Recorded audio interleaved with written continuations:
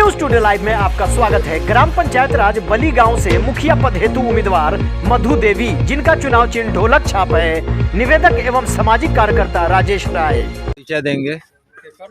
मैं राजेश कुमार राय, मैं बलीगांव पंचायत से मेरी वाइफ मधु देवी मुखिया का चुनाव लड़ रही है और जनता का सब भरपूर सहयोग मिल रहा है।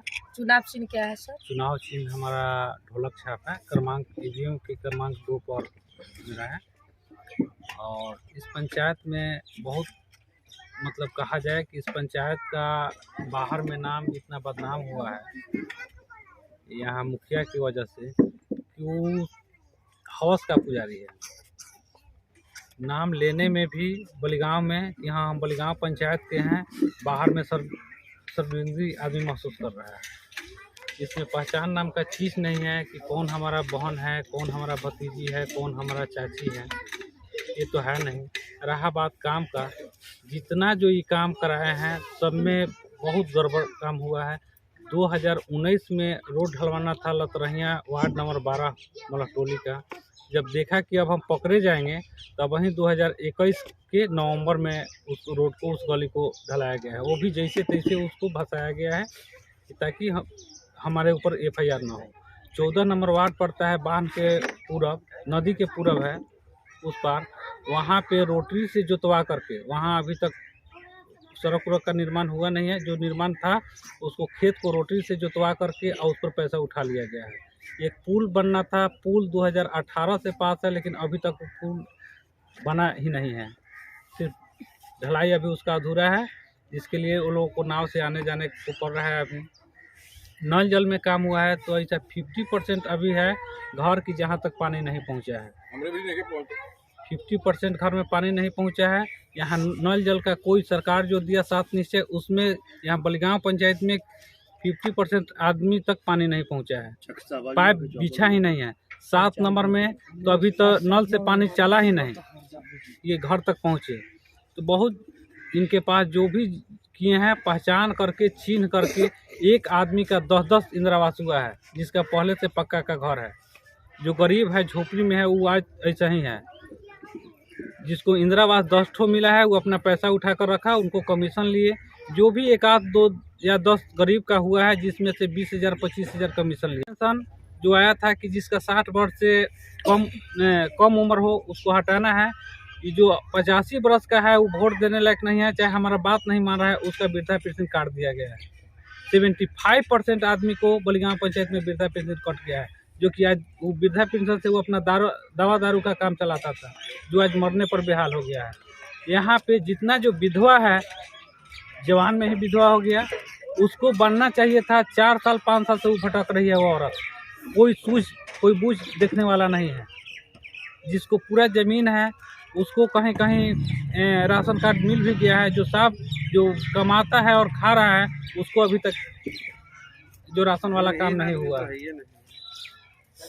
मतलब स्थिति बहुत ही दयनीय है। स्थिति बहुत दयनीय है। रात में मुंह बांध करके घर में जा करके पैसा देने का काम कर रहा है।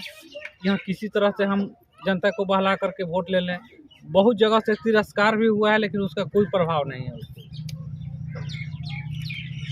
नहीं कभी मीडिया के सामने आएगा, नहीं किसी जनता के सामने। आज तक तो जनता के बीच में ये लगा ही नहीं। जो ये पंचायत के माध्यम से जो जनता लोग को बैठा आम सभा कराया जाता है वो अभी हुआ ही नहीं। 10 साल में पंचायत में हुआ ही नहीं एक बार भी।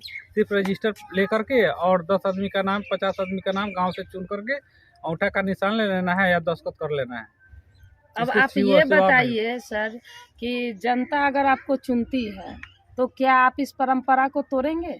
हाँ, जनता अगर हमको चुन रही है और चुनती है जनता, तो पहला नंबर काम कि जितना जो गड़बड़ काम हुआ है उसको दुरुस्त कराएंगे। जिस पर पैसा उठ गया है, रोड बना नहीं है, नल जल का काम हुआ है, जल वहाँ तक पहुँचा नहीं है। जितना जो विधवा है जो कि अभी तक पेंशन नहीं बना है, मरने के कगार पर है, पहला हम उसको उठा करके विधवा पेंशन बनवा करके दिलवाने का काम करेंगे। जो अभी मुस्मात लोग हो गई हैं जो, उनके लिए भी हम प्रथम प्राथमिकता रहेगा कि उसको सुधारेंगे। यहाँ स्वास्थ्य व्यवस्था के लिए हम देखेंगे कि प्रखंड से लड़ करके या जिला से लड़ करके हम प्रयास करेंगे कि कम से कम सप्ताह में प्रत्येक हर विभाग के डॉक्टर को एक दिन हम यहाँ पे लड़ करके मंगवाएं और यहाँ हम सरकारी पैसा से लोगों को इलाज कराएं। चाहे उसके लिए जो करना होगा, जहाँ लड़ना होगा वहाँ हम जाएंगे और जनता के लिए लड़ेंगे। आम सभा के बारे में क्या कहिएगा? आपके जब जनता आपको चुनेगी तो आप इस परंपरा को बढ़ाएंगे कि आम सभा लगे यहाँ? हमारे पंचायत में जो भी काम आएगा हम पूरे पंचायत में आम सभा करा करके और जनता से पूछेंगे कि हाँ आप लोग बताइए कि इसको क्या करना है। अगर जनता अपने माध्यम से अपना स्कूल खोले हैं, जो कि विधवा हो गई है, 2 बच्चा है, उसको कोई असहाय नहीं है, उसका फ्री में एडमिशन, फ्री में उसका पढ़ाई करा रहे हैं। बीच में हम उस लोगों को पढ़ाई का जो भी खर्च लगेगा 7-8 क्लास तक ले वो हम करेंगे। आगे भी अगर पढ़ना चाहेगा तो हम उसके लिए व्यवस्था कर रहे हैं। हमारे गांव की जो लड़की, जितने पंचायत की लड़की हैं, ट्यूशन के लिए भटक रही है, कोचिंग के लिए भटक रही है, उसके व्यवस्था में हम लगे हुए हैं। और चुनाव के बाद हम उसका व्यवस्था करेंगे कि हमारे पंचायत की लड़की या आसपास की लड़की बाहर ट्यूशन करना नहीं जाना पड़े। हम अपने पंचायत में हर एक वार्ड में 2 वार्ड पर एक हम कोचिंग का व्यवस्था करेंगे कि हमारे गाँव की जितने भी बच्ची हैं हमारे पंचायत में ही पढ़ें, पंचायत से बाहर ना जाएं। जो हाई स्कूल है वो करने के लिए बाहर जाएं, हाई स्कूल का भी व्यवस्था है हमारे पंचायत में। लेकिन ट्यूशन करने के लिए जो रास्ता में छेड़खानी होता है या कोई कटाक्ष कर रहा है तो उससे हम बचाने के लिए हम एक घर को इससे अवगत करा करके अपने पंचायत में व्यवस्था करेंगे। चलिए, आपकी सोच बहुत अच्छी है। नारी सशक्तिकरण पर भी काम कर रहे हैं और साथ में शिक्षा पर भी काम कर रहे हैं। आपका पंचायत शिक्षित होगा तो सब तक विकास आ जाएगा। सिटी न्यूज़ टुडे से बात करने के लिए बहुत बहुत धन्यवाद।